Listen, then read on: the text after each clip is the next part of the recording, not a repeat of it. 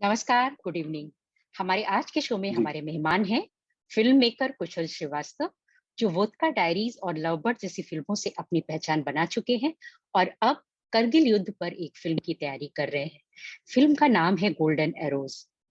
कुशल खुद air force officer रहे हैं और फिल्मों में आने से पहले करीब 8 साल एडवर्टाइजिंग इंडस्ट्री से जुड़े हुए थे। लखनऊ की सरजमीन में पले बढ़े कुशल मशहूर हास्य अभिनेता राजू श्रीवास्तव के भतीजे भी हैं। तो क्या होगा उनकी इस फिल्म में, कितनी अलग होगी उनकी गोल्डन एरोज अब तक बनी जितनी भी वार फिल्म्स है उनसे?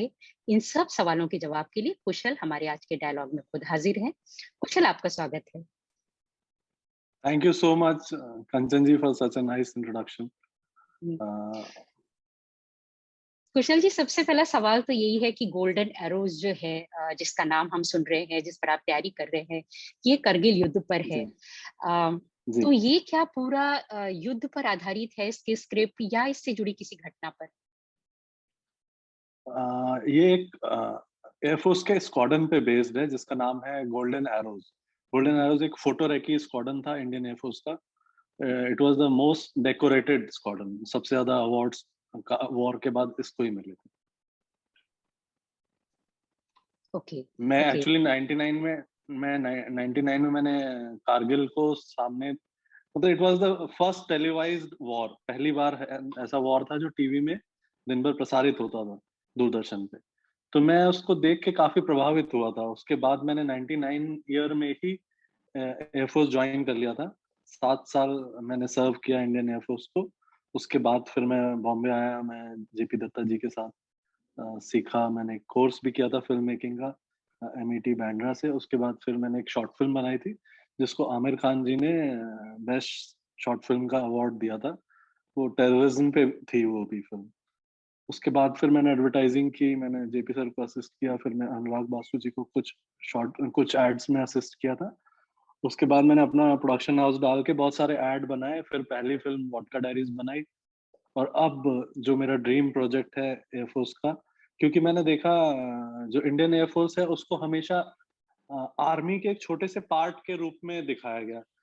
उसके साथ वो जस्टिस नहीं हुआ है। आज की डेट में आज की डेट में जो वॉर होता है वो सबसे ज्यादा डिपेंड करता है कि आप एयरफोर्स में कितने ज्यादा स्ट्रांग हो।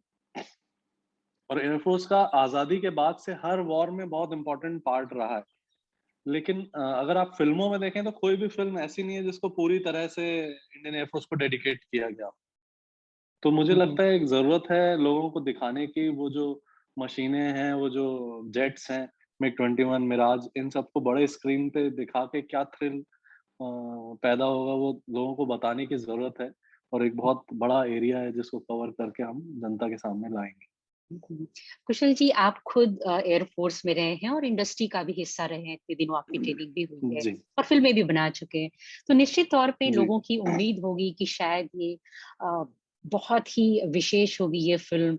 तो आप इसे कहाँ पर शूट करने की प्लानिंग कर रहे हैं? एयरफोर्स से कुछ असिस्टेंस मिल रहा है क्या?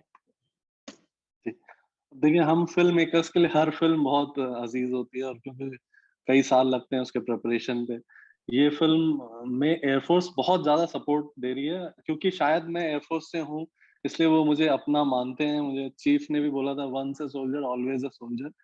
तो मुझे ऐसा लगता है इसलिए वो शायद मुझे ज़्यादा सपोर्ट दे रहे हैं। और मैं इसको एयरफ़ोर्स के बेसिस पे ही शूट करना चाहता हूँ। जेएनके के लेह लद्दाख एरिया में शूट करना चाहता हूँ, पंजाब में एयरफ़ोर्स बेस पे शूट करना चाहता हूँ।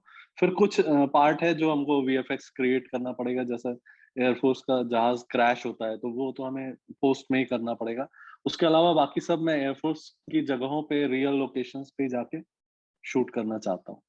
अच्छा, फिल्म का नाम गोल्डन एरोज क्यों है? गोल्डन एरोज़ एक स्क्वाड्रन है जिसकी कहानी है। और उस स्क्वाड्रन का कारगिल में बहुत इम्पोर्टेंट रोल था। और कारगिल वॉर में सबसे ज्यादा डेकोरेटेड था वो स्क्वाड्रन एयरफोर्स की तरफ से। अजय आहूजा जी जो उसमें फ्लाइट कमांडर थे, वो उनको वीर चक्र मिला था मरणोपरांत। और ये कहानी मैं उनको ही डेडिकेट कर रहा हूँ। और उस समय गोल्डन एरोस के स्क्वाड्रन कमांडर थे विंग कमांडर बीएस धनोआ, जो आगे चलकर उनको उनकी सेवाओं की वजह से उनको एयरफोर्स का चीफ बनाया गया। और फिर उन्होंने वो बालाकोट ऑपरेशन किया। तो वो एक फुल सर्कल है जो कंप्लीट होता है हमारी कहानी में। दुनिया की कोई ऐसी कहानी नहीं है जिसमें हीरो बाद में चीफ बनाया गया हो। दुनिया की कोई ऐसी कहानी नहीं है जिसको एयरफोर्स के लोग ही कहना चाह रहे हों। जैसे मैं आपको मैंने बताया, मैं एयरफोर्स में सर्विस करके आया हूँ ये फ़िल्म कहने के लिए। तो मतलब ये पहली बार है जो इस तरह से चीज़ें इन्वॉल्व होके करी जा रही हैं। हम्म, हम्म। अगर हम पूछे कितना काम हो चुका है स्क्रिप्ट पर? जी, स्क्रिप्ट तैयार हो गई है। मुझे एक लिस्ट दी गई थी उन लोगों से मिलने के लिए जो उस समय वॉर में थे, वॉर का इम्पोर्टेंट हिस्सा थे, जिन्होंने वो वॉर लड़ा था, सारे वॉर हीरोज़ जो आज हैं, अभी हैं। उन सब से मिलने मैं बैंगलोर गया, हैदराबाद गया, पुणे, चंडीगढ़, दिल्ली। दिल्ली में कई बार गया मैं, और उनमें से कुछ को मैंने बॉम्बे भी बुलाया, जो आ सकते थे। तो उनके साथ बैठ के बहुत महीनों रिसर्च करी है हमने। हमारे साथ group captain Tarun Kumar Singha ji on board हैं, जो डिफेंस कंसल्टेंट हैं, 20 साल एयरफोर्स के पीआरओ रहे हैं, और मेरी कहानी के जो इम्पोर्टेंट कैरेक्टर हैं अजय आहूजा जी, उनके कोर्समेट भी हैं, और खुद एक फाइटर पायलट हैं जो मिग 21 और कई सारे जैगुआर और कई सारे जहाज उड़ा चुके हैं। तो वो फ़िल्म फ़िल्म की दुनिया और एयरफोर्स को दोनों को बहुत अच्छे से समझते हैं। तो क्योंकि ये बहुत कॉम्प्लिकेटेड, बहुत टेक्निकल फ़ील्ड है एयरफोर्स, तो उसको ऐसा आदमी बहुत इम्पोर्टेंट होता है जो दोनों पहलू समझता हो। तो मैं और वो दोनों ही दोनों जगह रह चुके हैं। तो मुझे लगता है कि हम लोगों को काफ़ी हेल्प हो रही है कहानी कहने में। हम्म, ये सवाल अदरवाइज़ आप सब। जब किसी जी, अदरवाइज़ प्लीज। आप जब किसी फौजी को अप्रोच करते हैं, जब किसी एयरफोर्स के आदमी को आप अप्रोच करते हैं, तो वो हिचकिचाते हैं सिविलियन से बात करने में कि पता नहीं कौन-सी बात कहनी है, कौन-सी बात नहीं कहनी है। हमारे साथ जब वो बात करते हैं, तो उनको ये पता रहता है कि भई जो चीज़ सही है, वही ये लोग यूज़ करेंगे, जो चीज़ नहीं सही है, तो वो कहानी पूरी बताते हैं कि ऐसा हुआ था। कुछ चीज़ें होती हैं जो सिक्योरिटी के पर्पज़ से बाहर नहीं जानी चाहिए, तो वो फिर हम लोग चुनाव करते हैं कि हाँ, ये चीज़ बतानी चाहिए, ये चीज़ नहीं बतानी चाहिए। सबके मन में ये सवाल है कि कौन होगा हीरो? बस अब कहानी खत्म हुई है, क्योंकि किसी भी एक्टर को अप्रोच करने के पहले ये बहुत ज़रूरी होता है कि आप अपनी कहानी जो कहना चाहते हैं वो पूरी तरह से लिख लें, और कहने के लिए कॉन्फिडेंट हो, बाकी सारी चीज़ें। तो इसलिए क्योंकि टेक्निकल कहानी है, तो जैसे ही मैं ये कहानी कहूँगा तो मुझे ये पूछा जाएगा कि ये कैसे होगा? ये वाला पोर्शन कैसे होगा? तो मैंने पहले सारे एचओडीज़ से बात करनी शुरू करी है। साइनिंग शुरू नहीं हुआ, बट मैंने कई लोगों से बात करके उनको रज़ामंद किया है कि हाँ, आप मेरी कहानी सुनो, और अच्छी है तो आगे बढ़ेंगे। तो जब सारी चीज़ें ये लॉक हो जाएँगी, फिर हम पूरी तैयारी के साथ किसी बड़े हीरो को, बड़े एक्टर को कहानी सुनाएँगे, और मुझे पूरी उम्मीद है कि ये लोग पसंद आएगी, और बहुत ही जल्द हम लोग फ्लोर पे जाएँगे। फिल्म इंडस्ट्री का जो इतिहास रहा है 100 साल के आसपास का, उसमें बहुत जी, जी। सारी वॉर फिल्में बनी है। मुझे खुद हाँ, जो हाँ। मेरी फेवरेट है, बहुत पुरानी, एक चेतन आनंद की हकीकत, और एक जी, बॉर्डर जी, है जी। जो जेपी दत्ता की ही है, जिनके हाँ, साथ हाँ। आपने काम ही किया है, और एक उरी जो जी, एकदम जी, जी। हाल में आई 2 साल पहले। आपकी करेक्ट, करेक्ट। फेवरेट फिल्म कौन सी रही है, और आप क्या इन सब से इंस्पायर हुए हैं? बचपन से ये फिल्में देखते थे क्या? हाँ, फ़िल्मों फ़िल्मों का शौक मुझे बहुत छोटे से था। कहानियाँ हम लोगों की तरफ कहानियाँ सुनाई जाती हैं। जो बड़े लोग हैं वो बच्चों को कहानी सुनाते हैं, तो वहाँ से ही मैं कहानी कहने के लिए इंस्पायर हो गया था।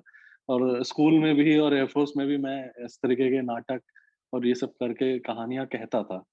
और मेरी फ़ेवरेट फ़िल्म इंडिया में बॉर्डर रही है। मैंने सिर्फ़ जेपी साहब के साथ काम नहीं किया, वो मेरे गुरु हैं।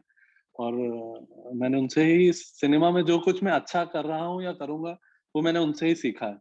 और हम्म, जब मैं 99 में कारगिल में जा रहा था, मैंने आपको बताया, तो उस समय ही 98 में बॉर्डर रिलीज़ हुई थी। और उसका वो गाना, वो एकदम दिमाग पे इस तरह से असर हो गया था कि मैंने ऐसा मान लिया था कि मुझे फ़ौज में जाना है, चाहे वो को, एयरफ़ोर्स हो, चाहे आर्मी कौन हो, सा चाहे गाना? नेवी हो। संदेशे आते हैं। संदेशे आते हम्म, हैं, हमें तड़पाते हैं।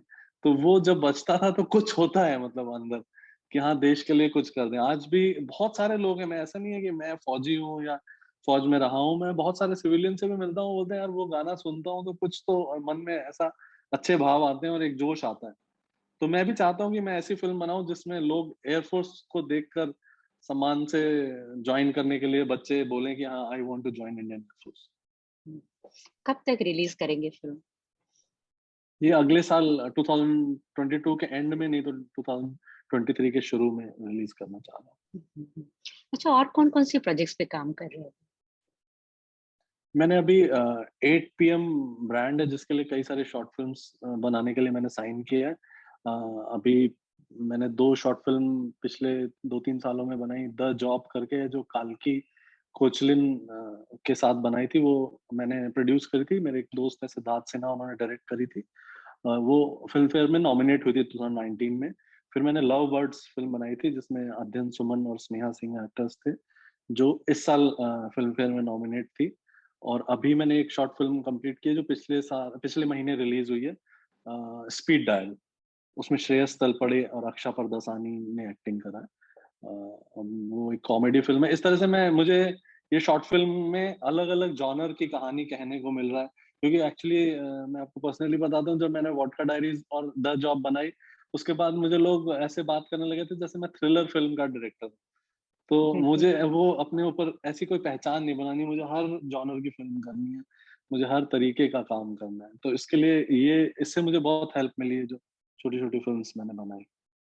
अच्छा कुशल जी, जैसे वैसे आप भी एयर मैं जी, जी, वैसे जी, भी मैं please go. Ad film maker हूँ।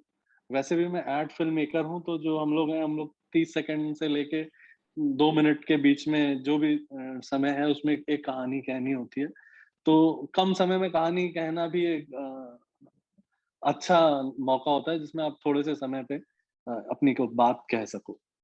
हुँ, हुँ। कुशल जी, आप एयर फ़ोर्स और फ़िल्म बिल्कुल एकदम दोनों एक्सट्रीमली डिफरेंट प्रोफ़ेशन में रहे हैं। एयरफोर्स में या आर्मी में सब कुछ बड़ा ही डिसिप्लिन्ड होता है, लोग एकदम डिसिप्लिन्ड होते हैं। और जैसा कि हमें फ़िल्म इंडस्ट्री में हम जो और हीरो, हीरोइन, डायरेक्टर्स, प्रोड्यूसर्स से जब हम इंटरव्यू देखते हैं, तो उसमें काफ़ी कुछ अनसर्टेन होता है, कभी पैकअप हो गया, तो कभी शूट डिले हुआ। I mean nothing is disciplined. आप प्लान करते हैं कि अभी रिलीज़ होगी, लेकिन जाके देर में डे कैसे आप मतलब मैनेज करते हैं और दोनों एंटायरली डिफरेंट वर्ड है? देखिए, ये दोनों बहुत ही सिमिलर हैं। हुँ, एक्चुअली क्या, दोनों में प्री प्रोडक्शन बहुत स्ट्रांग होना चाहिए, जिसमें आप सारी तरीके की तैयारी कर सकते हो। लेकिन फौज की नौकरी सिर्फ नौकरी नहीं है, एक वॉर की तैयारी है। तो आप वॉर की तैयारी तो बहुत ही शिद्दत से कर सकते हो कि हमने ये एरिया भी देख लिया, ये एरिया भी देख लिया। लेकिन जब वॉर शुरू होता है, तो वो हर तरीके से एनिमी आपको सरप्राइज़ करता है। वैसे ही फीचर फ़िल्म है, इसकी तैयारी भी एकदम वॉर की तरह होती है। एक-एक एरिया आपको बारीकी से देखना होता है कि हाँ, ये हो गया। और जितने तैयार आप पेपर पे होते हो, जितने स्ट्रॉन्ग आप पेपर पे होते हो, उतनी आपको हेल्प मिलती है जब आप ऑन फ्लोर जाते हो शूट करने के लिए। लेकिन जब आप एक बार पहुँच जाते हो, तो फिर वो सिचुएशन जेपी साहब भी बोलते हैं कि वो वॉर की तरह है।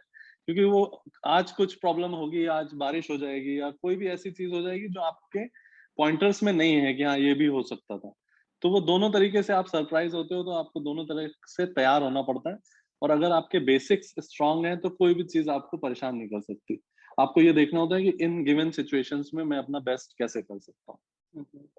आप ल जी। लखनऊ से हैं, तो इसलिए ये सवाल है कि क्या लखनऊ पर कोई फ़िल्म बनाएँगे? और क्या अपने चाचा जी के साथ कोई फ़िल्म बनाने वाले हैं, जिसमें वो एक्टर हो? जी, मैं लखनऊ से हूँ, मैंने लखनऊ से बहुत सारी चीज़ें सीखी हैं। जो ब्रदरहुड है, जो मैं इस कहानी में कहने जा रहा हूँ, मैंने वो लखनऊ में देखा है। सब रिलिजन के लोग सब आपस में मिल के कैसे रहते हैं। मेरे वो रूह में, मतलब वो मेरे अंदर तक है, और मैं वो उस किसी ना किसी कहानी में वो चीज़ ज़रूर कहूँगा कि कैसे आपस में सबको मिल-जुल कर जो एकता में शक्ति, हमने बचपन में कहानियाँ सुनी हैं, तो अपने देश को कैसे मुझे स्ट्रॉन्ग बनाना है, मैं उसपे एक कहानी ज़रूर लिखूँगा। और चाचा की बात, चाचा की वजह से मैं फ़िल्म इंडस्ट्री में आया हूँ। उन्होंने मुझे बचपन में एक सेट दिखाया था, जब मुझे पता भी नहीं था डायरेक्टर होता है। मैं उनके साथ फ़िल्म सिटी गया था, एन चंद्रा जी का सेट था, युगांधर फ़िल्म की शूट हो रही थी। तो चाचा, जॉनी लीवर और मिथुन दा, ये लोग एक्टर थे। तो मिथुन दा और जॉनी भाई का एक सीन हो रहा था, जिसमें डायरेक्टर, एक आदमी आया एन चंद्रा, और उन्होंने बहुत तेज़ उनको डाँटा और बोला कि नहीं, ये गलत हो रहा है, इस तरीके से नहीं करना, दूसरी तरह से करते। तो मैंने चाचा को पूछा, चाचा ये आदमी कौन है? तो उन्होंने बोला ये डायरेक्टर है। तो मेरे मन में, मैं 6th क्लास में था, मेरे मन में बस पहला सवाल ये है, तो क्या अमिताभ बच्चन जी अपने आप से नहीं आते? उनको कोई बताता है कि अब तुम मारो? तो मतलब मुझे लगा कि यार यही आदमी बनना है मुझे, ये जो आदमी कहानी कह रहा है और सबको बता रहा है कि तुम्हारा ये हिस्सा है, तुम्हारा ये हिस्सा है, तुम ये करो।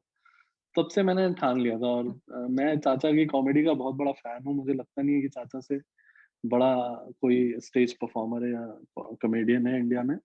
और मैं ज़रूर उनके साथ एक पूरी फीचर फ़िल्म बनाना चाहता हूँ। अच्छी कॉमेडी की तलाश कर रहा हूँ, जैसे कोई ऐसी स्क्रिप्ट आती है तो हम दोनों ज़रूर साथ में काम कुशल, लखनऊ के बहुत सारे यंगस्टर्स या हम देखिए यूपी से, बिहार से, बहुत सारे लोग हैं, जी, बहुत जी। सारे यंगस्टर्स हैं, लड़के लड़कियां जो फिल्मों में आके अपनी पहचान बनाना चाहते हैं।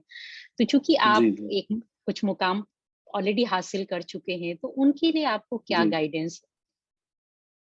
अ, मैं ये कहना चाहता हूँ कि जो अब तो ओटीटी आ गया है, तो ये एक वरदान की तरह है, भगवान ने दिया है हमको।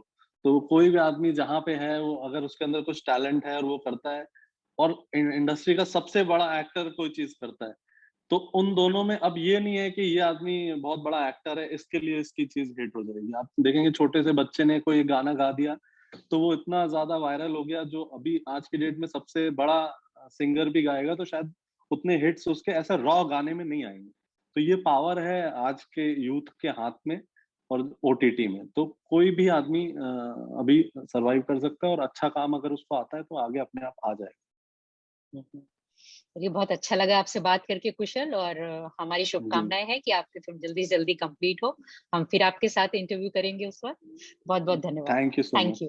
Thank you thank so much.